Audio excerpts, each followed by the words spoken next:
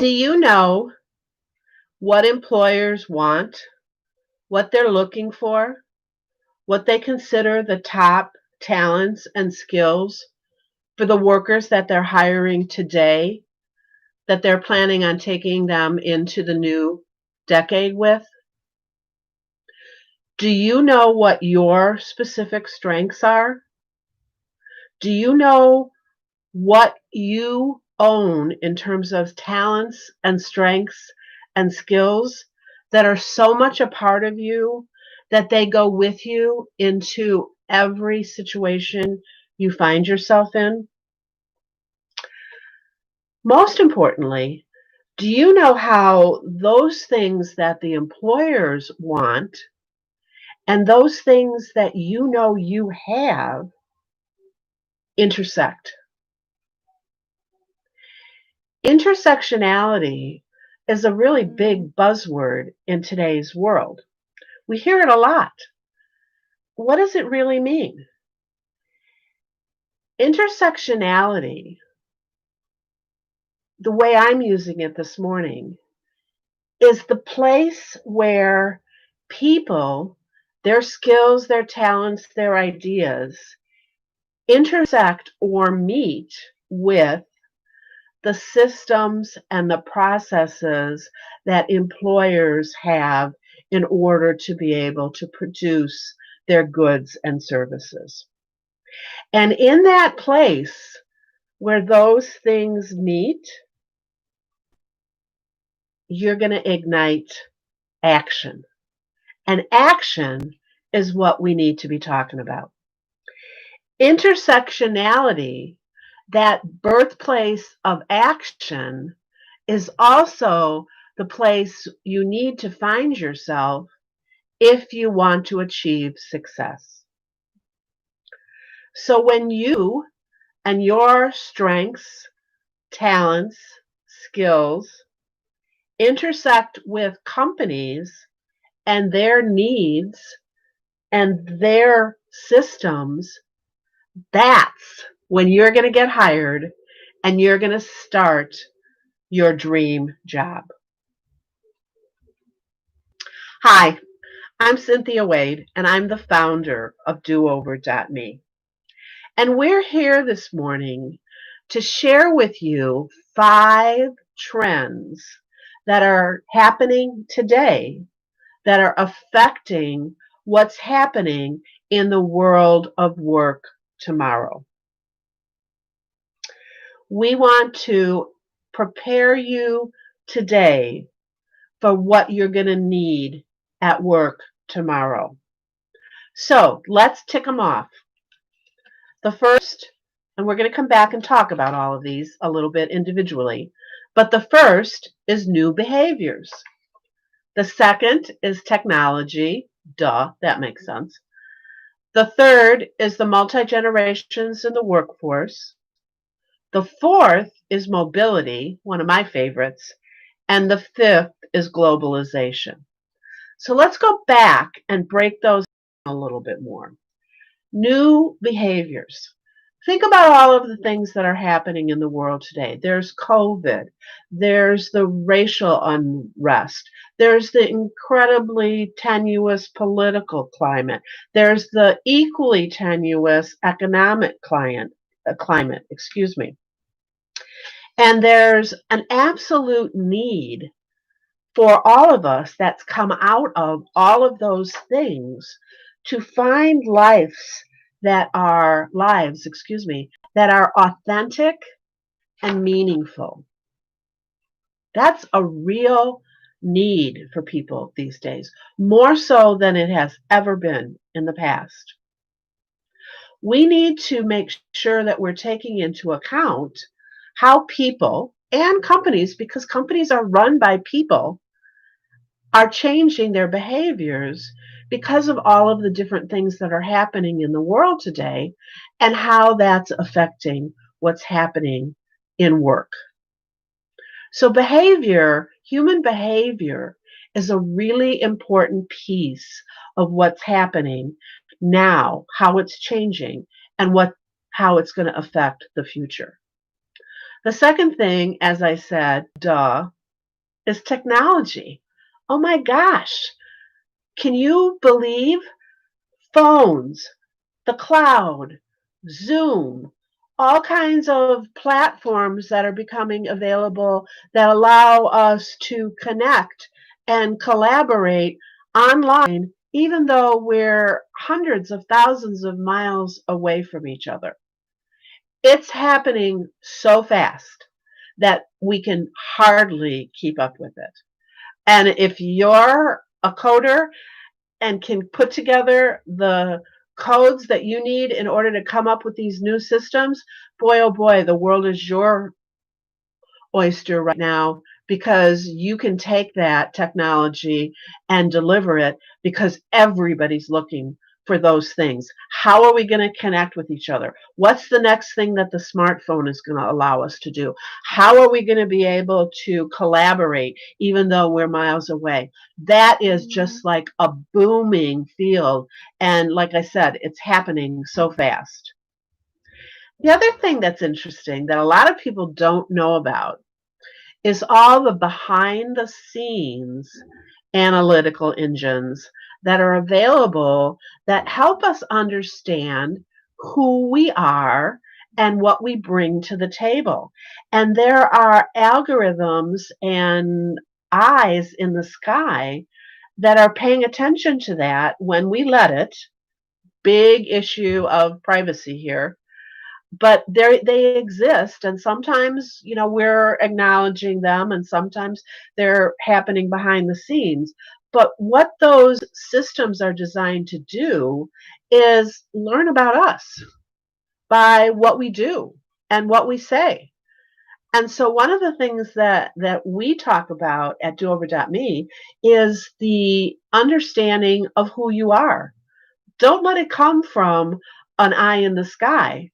Let it come from you.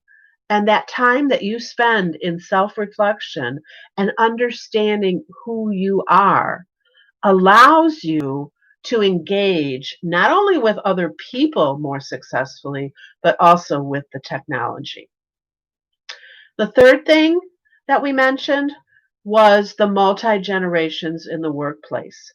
Never before in the history of work have there ever been 5 generations working in the workplace.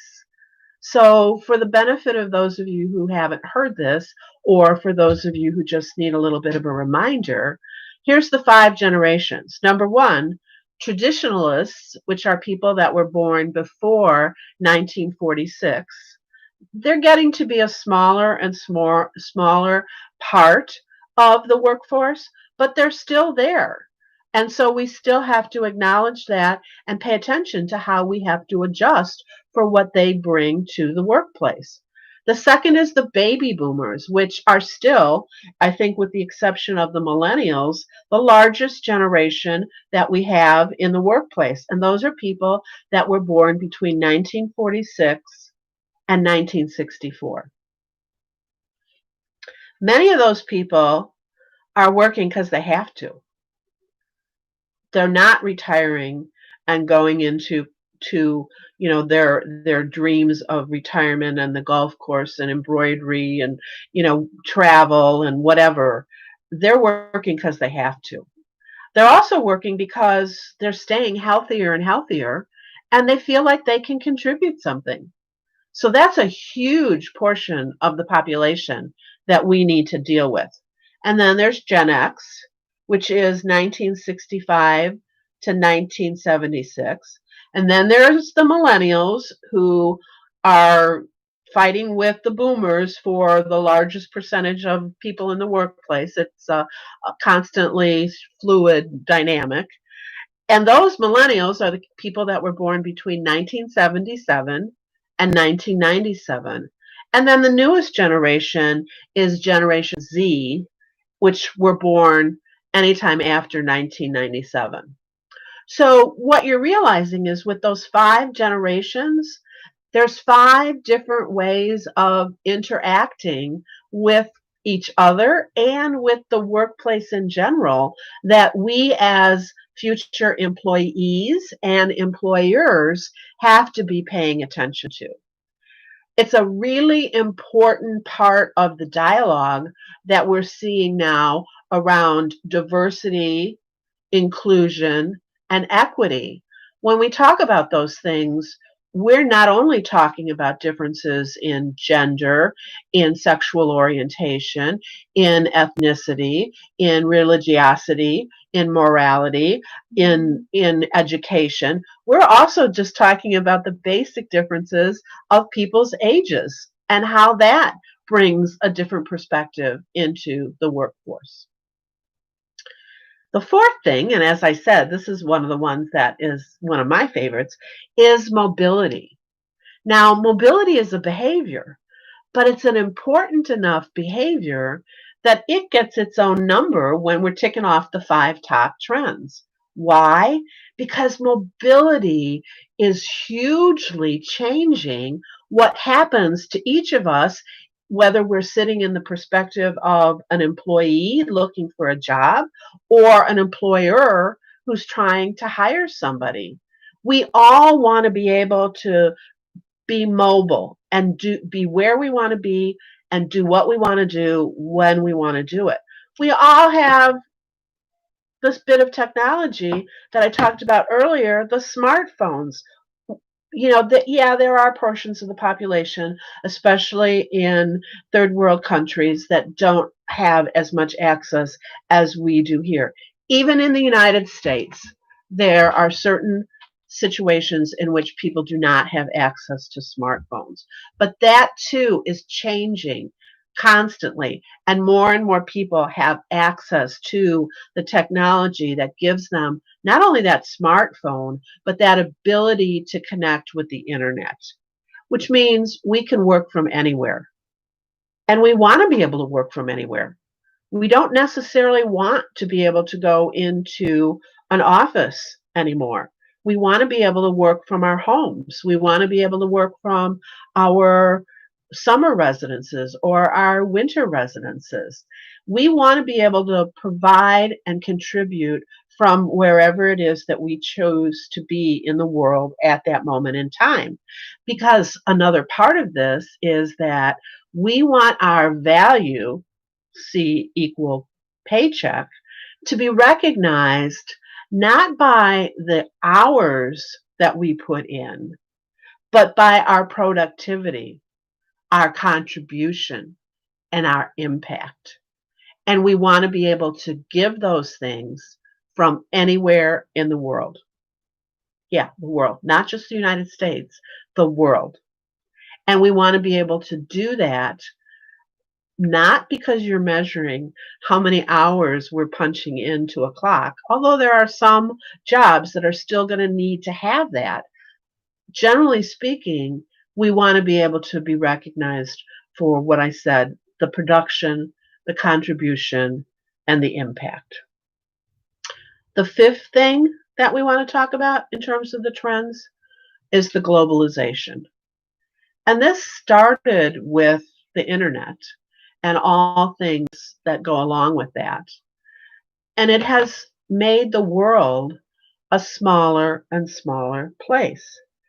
So, one of the things that we have to be paying attention to is that we have the ability now to work for and work with and hire, if we're an employer, anybody across the world. Now, of course, this is job dependent.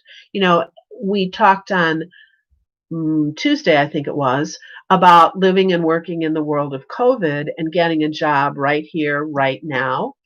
And, one of the things we talked about, and one of the things that we have to pay attention to here, is that there are certain jobs that you can't take globally. And if you're looking for a job right here, right now, that's a great place to look because you want to be able to provide services at the place where they're needed. So, like we talked about plumbers or electricians or people that are doing construction, those are not jobs that can be outsourced globally. So, those are jobs that right here, right now, and for the foreseeable future are going to have to be done locally. So when we're looking at these trends, you have to realize that depending upon what your individual skill set is, what your individual industry niche is, and what kind of job title you are looking for, it's going to change. And those of you who are in those kinds of jobs that need to be happening on site are not going to be as affected by the globalization trend as some of the others of us are. But regardless, it's a big enough deal that we have to be aware of it. We have to be talking about it. And one of the things that is an important part of it is employee engagement. Because the competition for jobs is heating up because we can work so many different places, we have so many different options. The reality is that we as employees want to work for companies where we can stay engaged, and the companies that we work for want to continue to have us engaged because it's only when we're fully engaged with our companies, with the work that we're doing, that we're going to be able to contribute and make an impact, which is part of that behavior that I talked about that everybody wants to experience. So, as we wrap things up for today, one of the things that I want you to consider is how your individual skills and talents are fitting in with what's going to be happening in the future. That's what we're talking about. The entire month of October is focused on the future of work and how it's tied to your best resume, how to create and use LinkedIn most successfully so that it can be working for you even when you're not, how to create a virtual network on LinkedIn, a virtual network that can extend not just across the United States, but across the entire world, depending upon, again, the job that you're in, how to interview so that you're going to increase your odds of closing that deal for yourself and getting that job offer. And then how to intentionally navigate your career across the various different pivots that you're going to have to make in the next years in order to keep moving in the direction of your dreams. I talked a couple weeks ago, no, a couple days ago, last week, I guess it was, when we introduced the October theme of the future of work. I talked about the Ringelmann effect. Have any of you looked up what the Ringelmann effect is and can explain to us what it has to do with Jeff Bezos' two pizza rule? If you know the answer to that question, send us an email at info@do-over.me, that's do-over.me, with the answer, and you're going to get a nice surprise. I'm not going to tell you what it is because then it wouldn't be a surprise, but I think you'll like it. So as we wrap up things today, I want to encourage you to check out our calendar of events on our website, do-over.me. Everything is do-over.me. It's really simple, do-over.me. That calendar of events is going to showcase all of the different things that we're offering for free this month that are going to help you understand what's happening in the future of work, and then how to tailor those things that I talked about, your resume, your LinkedIn profile, your marketing plan, your interviewing, your networking, to using your best skill set, your strengths, in order to be able to move yourself into the future of work. Make sense? Because I want to remind you that at do-over.me, we bring together a team of professionals to work specifically with you. This is one-on-one. This is, there's some things that make sense for everybody to listen to, but our focus is really on helping you move ahead toward your dream job in your chosen career. It's who we are. It's what we do. And quite honestly, we have a good track record of success. So again, I'm Cynthia Wade, and I'm the founder of do-over.me. And I want to tell you that I'm really looking forward to meeting you in the next coming days and to learning more about what it's like to be you. Thanks a lot and have a great day.